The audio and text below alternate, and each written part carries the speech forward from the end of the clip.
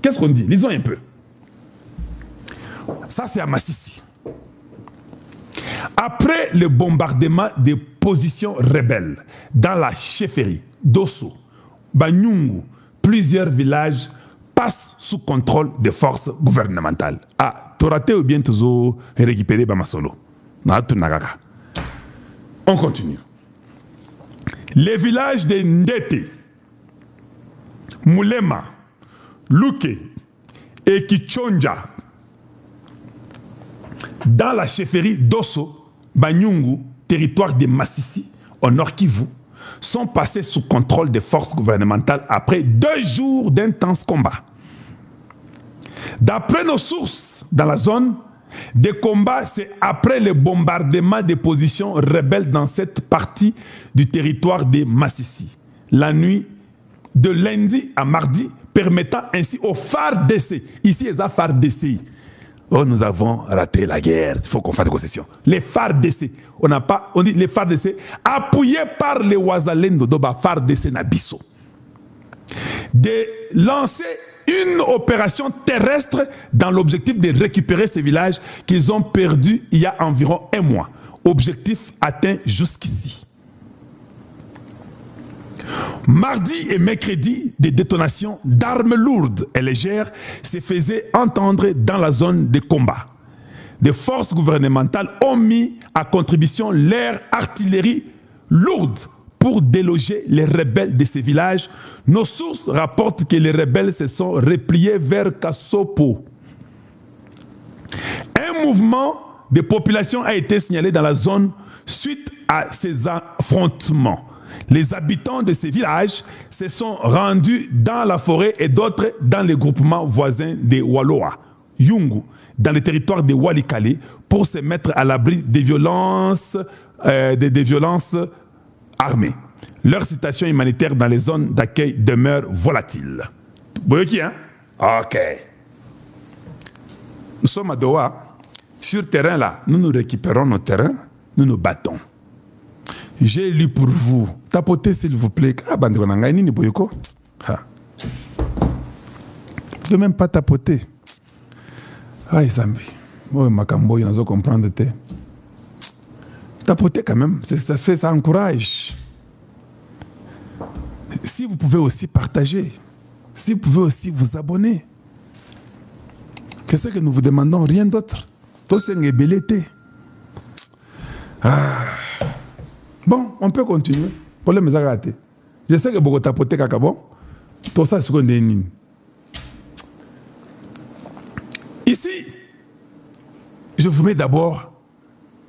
J'ai vu cet homme ici, à Goma, quand Goma est tombé ou abandonné. Cet homme ici est venu avec l'équipe des Sud-Africains. Je n'avais pas aimé son langage, je vous l'ai dit. Dans l'Andarabato, Makassi, je suis tout le monde. Je dis, hey, comment ces Sud-Africains ici peuvent parler du gouvernement, ils parlent de tout ça et conso, qu'est-ce qui ne va pas? Bandeko, j'ai été surpris que cet homme ici a commencé à parler la situation réelle de notre pays.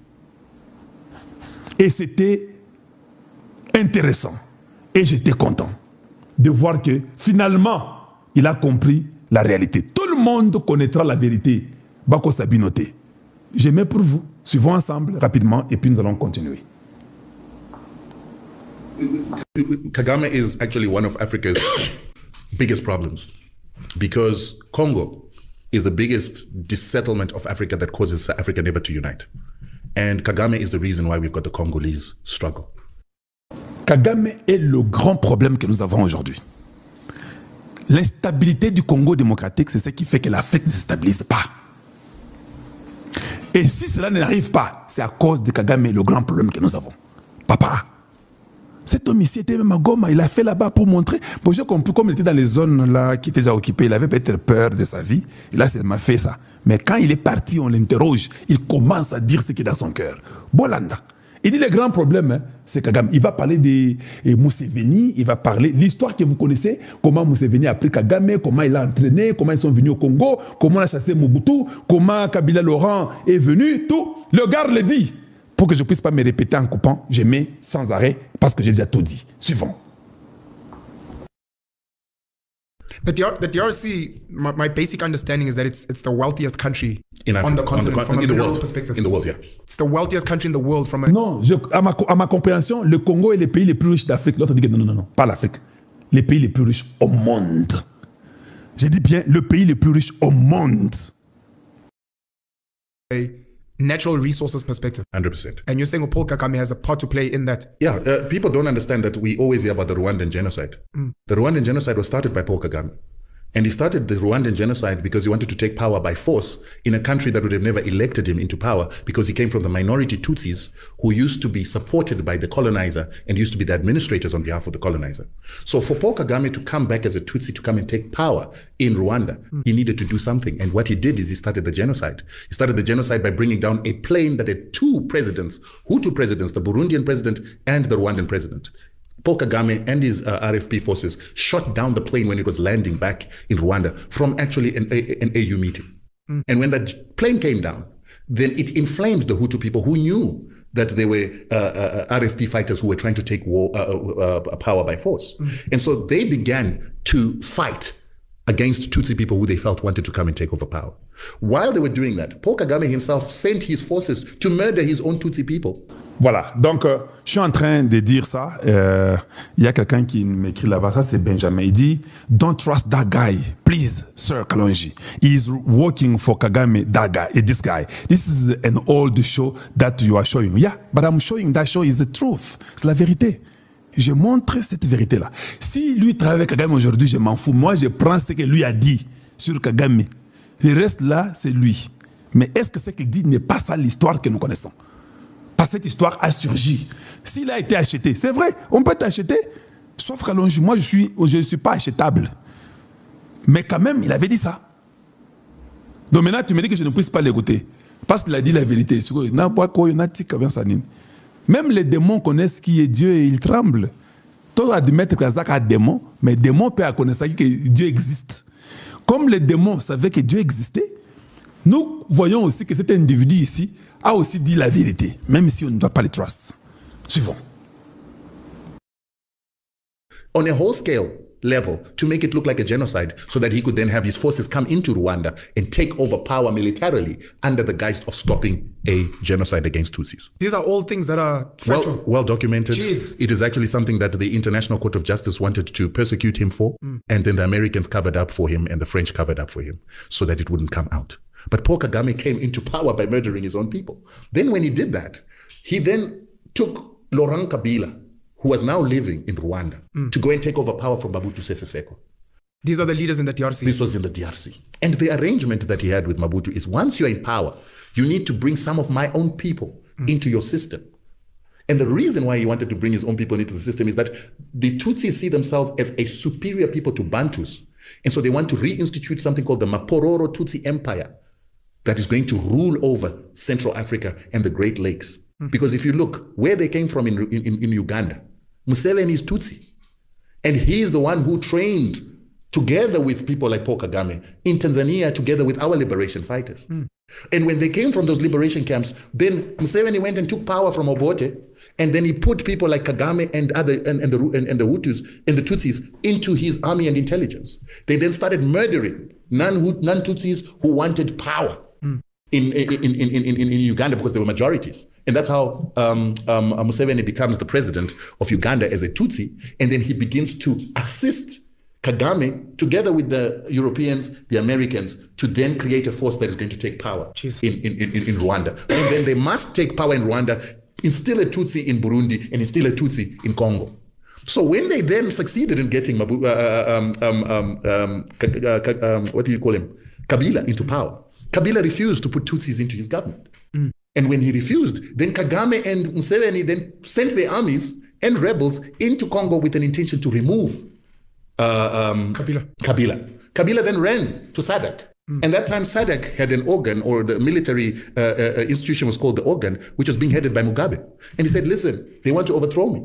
And he gave them the reasons why they want to overthrow. Mugabe sent a fact-finding mission that it consisted of Zambians, Namibians, Angolans, South Africans, and everybody from SADC region. And he realized that this was actually a problem. So they went to Uganda, they went to Rwanda, they couldn't find Museveni when they went to Uganda, they couldn't find Kagame when they went to Rwanda, but they got information that there was going to be an overthrow of Kabila, and then the UN was going to be forced to actually come up with a policy that says Congo must be broken down into 5 countries. Jeez. The 5 countries would then be easier to loot for the West through Uganda, Rwanda, and their own people that they would have placed within the Congolese system.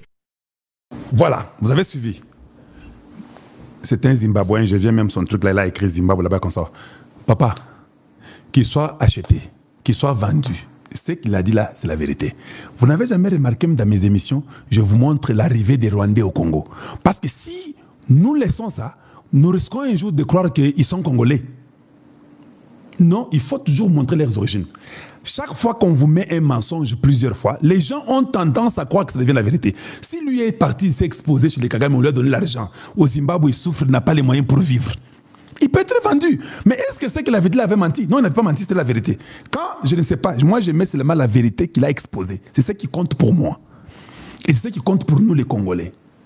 Voilà. Donc, cette vidéo reste pour de bon. Il peut avoir pris de l'argent, good for him. Mais nous continuons pour dire que non, ce sont des vérités qu'il a lâchées. Naozongisa, Wagner Kaikwamba. On n'avait pas fini hier. Oui. Nous sommes en train de parler de Doha et de Washington. Il y a les gens qui disent Kalonji. Bon, ok. Finalement, disons seulement clairement. Ouais. La date qui est prévue pour Washington, c'est le 21. Voilà. C'est ça la date qui est prévue. Oui. J'ai causé avec beaucoup de gens. C'est la date qui est prévue. C'est le 21 de ce mois. C'est là où ils doivent être à Washington. Il y a maintenant des petites choses qui peuvent arriver. Suivez-moi très bien attentivement. Le premier scénario, le 21 sera annulé. Pourquoi le 21 sera annulé? C'est parce que Kagame n'a pas enlevé ses militaires sur le sol congolais. Nazo sebinoka ninga nazo monela nangai. Wana za scénario ya liboso. Aboyi kolongola batunaye. Et puis date va reporter ango va maintenir le 21 t. C'est très possible.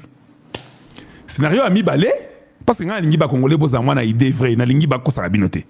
Scénario a mis balé, il peut toujours ne pas enlever les gens le 21 et puis il vient le 21. Et ça, c'est un scénario. Et puis, Tshisekedi aussi peut dire Nakoyate soga longolité. Kaga le 21 wana. Binobo solo la nga Nakoyate. Vous verrez, Kagame vient, il est à la Maison Blanche, il vient, et que Tshisekedi dit que je ne viens pas. Et ça, c'est un scénario mususu. Parce que Toyokanike a longola ponaya. Ça peut aussi arriver qu'à longolité, Tshisekedi peut ailler kaka. Parce qu'il a plus d'informations que moi et toi. Et aïe, Bazawana, le 21, Bamité, Bazaka na terrain. Bola nanga malam, et puis baye. Voilà, merci Banamboka Bakongomani Bisikano Sobolanda Kabiso, ezali moko wa bino na kombo ya président Lola O déjà boyebi, autrement dit la voix du ciel, toye sikoyo na actualité du jour pour na kopesa bino ba sango na biso ya mboka auto memela kabino et tant que Banamboka lolenge na ibisa kabino que non nos frères FARDC wazalendo bazana est mais biso to bunda kande etumba sur média puisque média peut ezala ka guerre. Nako saluer bino bonjour. Bonsoir et bon après-midi. Selon R.O. Bokolande Langai, na même chaîne O Bolanda Kangai, Bolaïge, Bo commenter et kozala malamu makasi. Eza musala otosala elongo na mokonza mboka pona kobundela kaka notre République démocratique du Congo. Toko parler sur première chose. Liboko na mesa oyo Donald Trump Autiko beta lobby l'invitation oyo atindeli Paul Kagame. Deuxième chose, toko parler sur quoi? Toko parler sur l'accusation oyo Rwanda azali ko accuser le président burundais contre commune rurale de Minembwe oyo bango balinga ko komisango et comme commune. Et pourquoi balinga ba komisango commune? Tous à la brancher bokoyoka. Et troisième chose toko parler sur ce qui se passe entre la République démocratique du Congo et les Rwandais Quel est leur objectif? Puisque bazalaki na Doha. Mais na kata Doha kuna bomoni ke no bango bakei mais la République démocratique du Congo bakete puisque c'est le théâtre. Et troisième, quatrième chose. Donc on remercier notre chef de l'État na financement ou à celle que lobby peuple congolais nous sont ACP la na victoire. Il y a Léopard Nabiso na exploit au basalaki. Merci. Banamboka bolanda tokolo banini. Chers Congolais, c'est à peine même que la République démocratique du Congo a reçu un chef de l'État. Tozwana biso ba président de la République. Mais cette fois-ci, Tozana président de la République na Congo. Chers Congolais,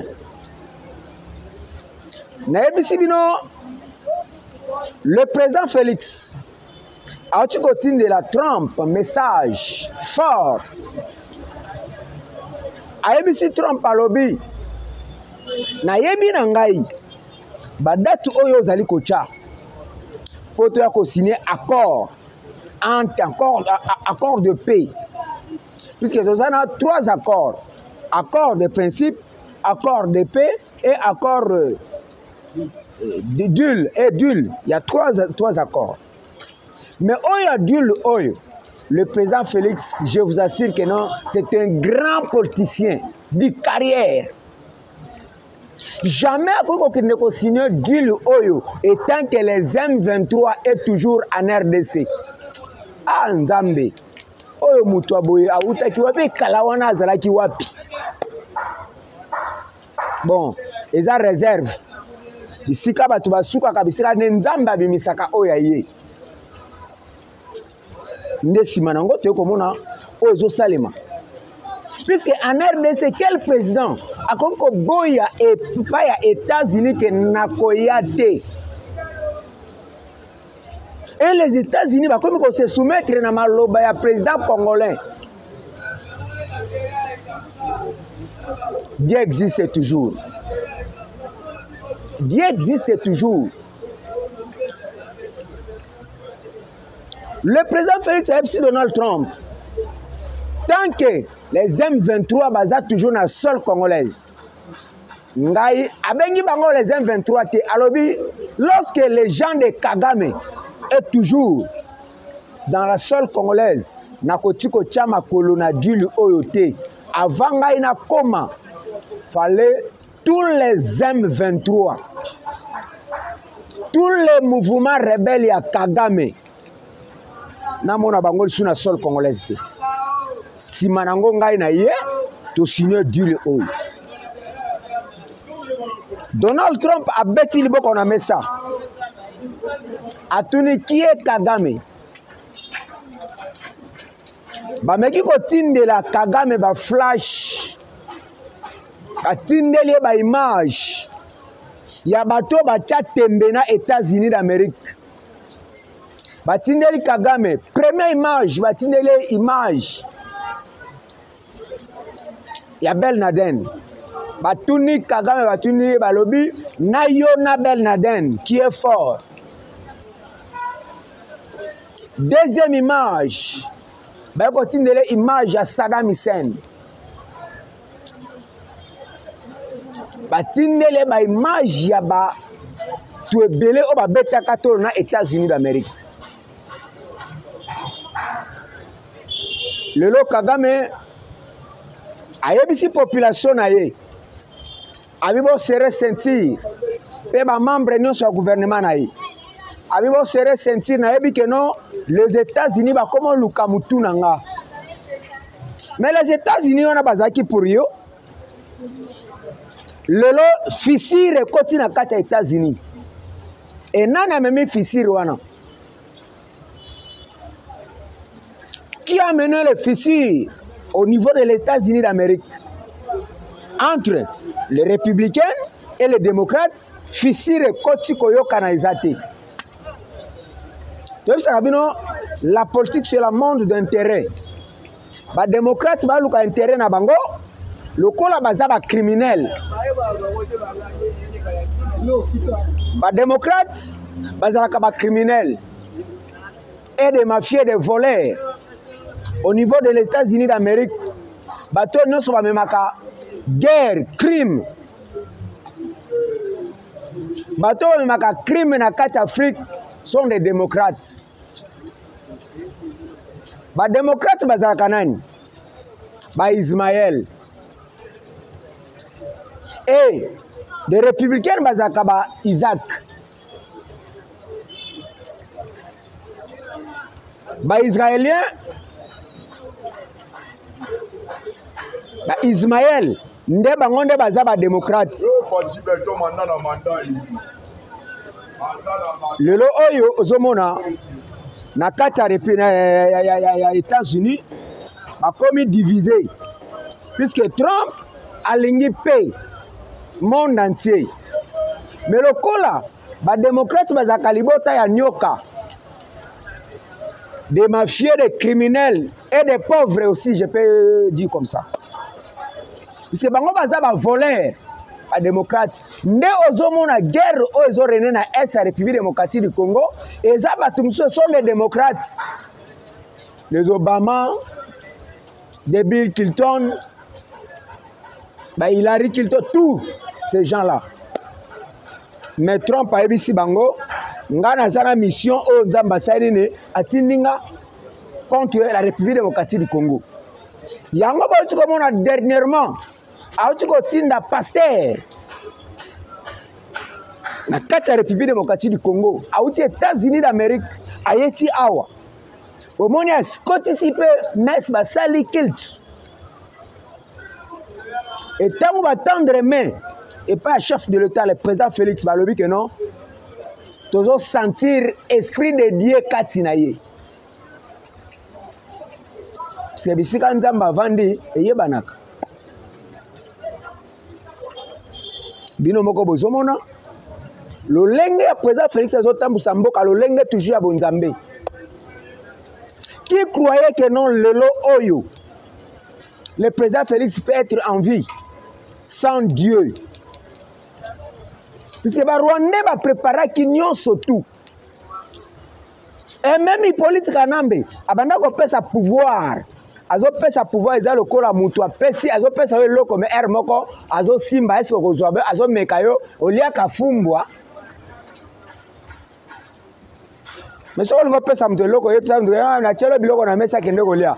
Mais si on zo tuna mutu keno olia ka mbinzo be olia ka lip mateka.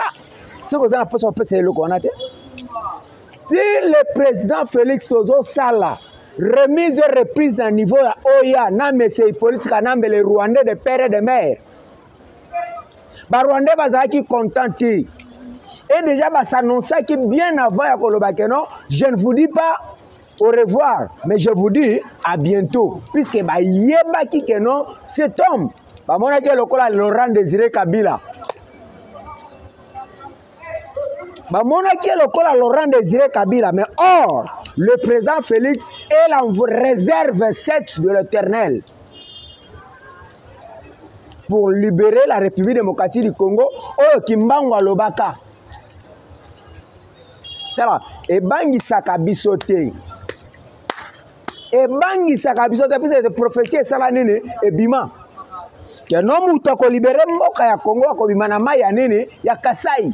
Alors, Moutangona Maya Kasai, Baoyami Balete Zaka Moko. C'est lui.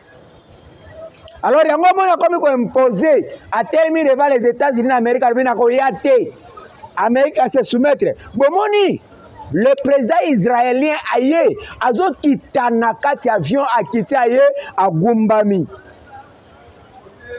Donc, les autres qui savent le côté. Pape président Félix a tenda na nini na niveau ya Vatican. Pape atikela ye trône. Aye awa na niveau ya Ndolo, aéroport à Ndolo, a Gumbama liboso président Félix. Donc le belaka bino loko mokote. Spirituellement, biso toyebi que non, le président Félix a travaillé spirituellement. c'est un envoyé de Dieu céleste. C'est l'envoyé de Dieu. Yango et pas na biso tozo yeba. Ezo le bela biso loko mokote. Alors bana mboka. Monsieur Kagame alobi le président de Burundi Ndayishimiye akotisi ba militaire na kati ya Burundi na kati ya nini ya rural ba entouré Minembwe. Bon, ngai na lingi na tuna mais c'est Paul Kagame, cet imbécile, c'est président médiocre malingre du monde. Est-ce que Minembwe est na Rwanda ou bien soit est na Congo? Mais comment il a défendu toujours bato bazana Minembwe? Bato bazana Minembwe. Ezalaka ba Congolais ou soit ou bien les Rwandais. Mais ceux qui te lobby que Ndayishimiye azoboma. Biso bato koko sala déclaration. Yakoloba que non comment l'armée burundaise ezoboma ba peuple congolais au bazana niveau ya Minembwe. Mais il y a sala ka déclaration. C'est que na kata Minembwe wana ba Congolais bazaka te so des Rwandais.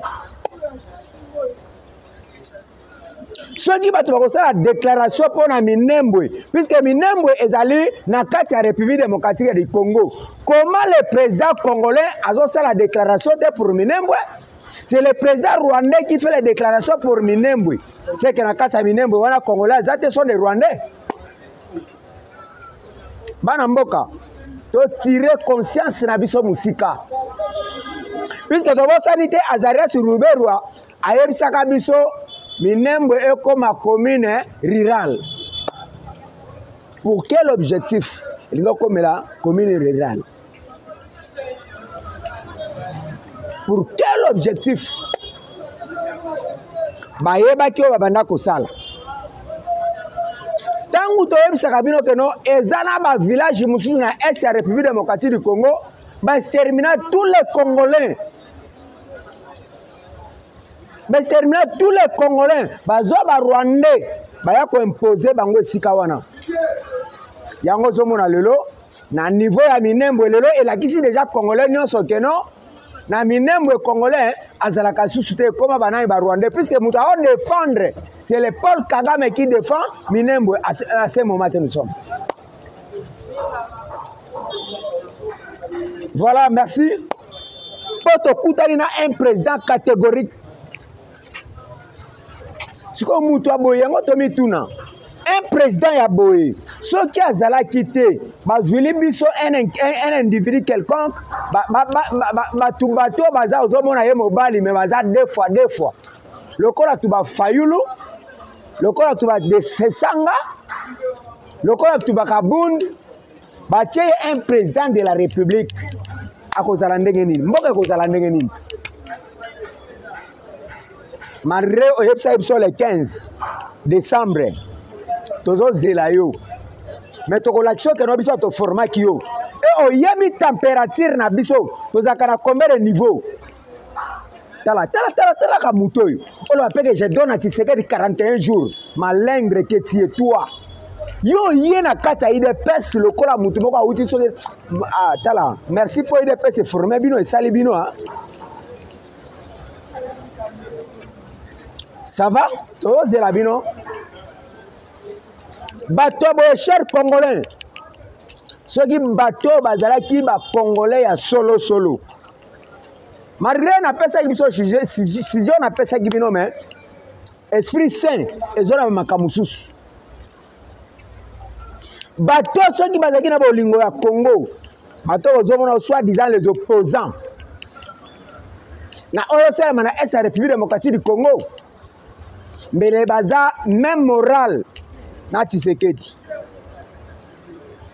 Mais le cola, na Congo, on va infiltrer biso, na 455 tribus. Les autres zones, Kalissus, na batubazolo bakeno, qui na Rwanda est comme la 5e langue nationale na Congo. Voilà les gens. On te peut faire confiance. Et président a Seni. Président ya Seni Ah, Congo, Nzambe limbisa biso na mabeto salaka. Yako pesa bato bisika kovanda. Donc ça montre que non, même bato nous tobenga que non de nangara oyo. Tu vas petio bananga o petio mande fukuta ozanga na o mande wa combien? Ozanga na 100 francs ko so ma gilet bakata esuti. Omoni? Ozaki na Congo riche, mais aucun na Goma comme pauvre. Tala mande fune comme yo. Identité ya ba criminel. Lokola Kabila ayatawa. Ayaki ko la seulement crime. Akol si mande funa suki akomi criminel. Puisque même liboma, tout le monde a mingi maboma, bazakara suki belé, mande fe belé. Identité na bango. Mais, bozela. Chers Congolais, l'histoire doit se répéter. L'histoire doit se répéter. Mais Congo est déjà libéré. Mais bato no so ba epananga. Bangonde ba ko lukesia ko sumbela. Ngana yebisa kabino que non lelo Hippolyte Kanambe surnommé Kabila. Akoma ko tambola na etoko ya lufu bazo teka. Akoma ko tambola na po na brosse na kati na pepsora na kati bisika pongi okuta na bisika kolalela. Ye wana milliardaire me Fazer. Milliardaire Fazer, mon mari travaille en silence. Ok, voilà, na epsa bino tokobo sanate ko remercier notre équipe nationale et numéro 1 de la République, le président Félix. Oh, Saliba est fort. Oh, encouragé qui bomona qui est na kati ya version na biso awa na stade de martyr. Avant ba joueur ba kende. Akeko kuta na bango ayambani na bango apesi bango espoir. Merci na RDC les léopards équipe à Makas bana mboka to sunga mboka na biso. Rien que le Congo tozana mboka mususu te. Yo mutolo bakeno to te mboka oyo. Mboka oyo minere nango oyebi kutata prix na bateke la kango te. Sepela kata tlango lala kata pongyo la muki. Oli ata matembelo la muki. Sepela. Me bandeko na biso bana este o bazo lelango nyonso. Moya ko chata mbabola balamba ezate. Bana pasi souffrance. Mais yo zolia olamuki oyepe kop soko teka sirage ko teka sirage, soko teka sachet ko teka sachet, soko teka mai ko teka mai na poko po zomingi olambi matembelo li olali olamuki kumisaka Nzambe. Me bandeko bazana Est République yango zo luka keno le président Félix aza ko luka lolenge yo zo vivre na kati ya Kinshasa. Bato wana pe ba vivre na lolenge wana. Kozaka ba ventirité ndeko nanga kozaka ba ventirité. Bato wana bazo souffrir.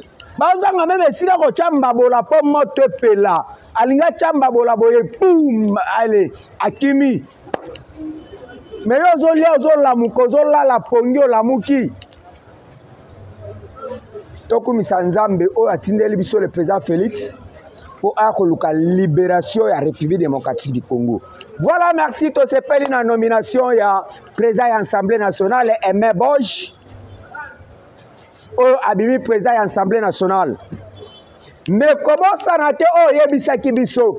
Au Lobaki, il y a un objectif, au Yokosale la contre Mokonzamboka. Puisque Mokonzamboka a l'unité. En RDC, la libération de la République démocratique du Congo. Mais cause à la deuxième caméra était. Aimé Bosch va voter massivement sur l'injonction à chef de l'État. Mais cause à la deuxième caméra était. Tu as vu que Bino va trahir le Congo pour ça qu'il Est.